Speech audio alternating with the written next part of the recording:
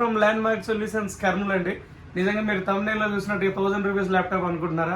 ఈడేంద్ర బాబు ఎప్పుడు 2000 5000 ఇవ్వని అంటాడు, మళ్ళీ ఇప్పుడు ఏంది 1000 రూపీస్ అని పెట్టాడు అనుకుంటున్నారా? ఈ వీడియో మీకోసమే అనమాట.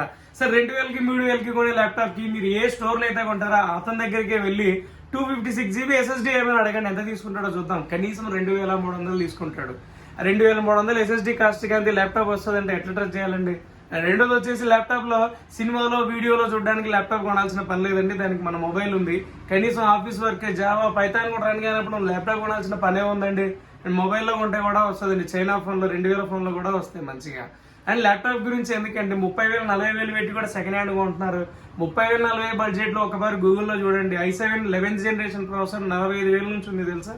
బ్రాండింగ్ ను బట్టి ఏదైనా కానీ రిక్వైర్మెంట్ ఉంటే మాత్రం అన్ని చోట్ల చూసి తీసుకోవాలి, కానీ ఒకే మోడల్లో పిచ్చిగా వెళ్ళకండి రిఫర్బిష్డ్ అని.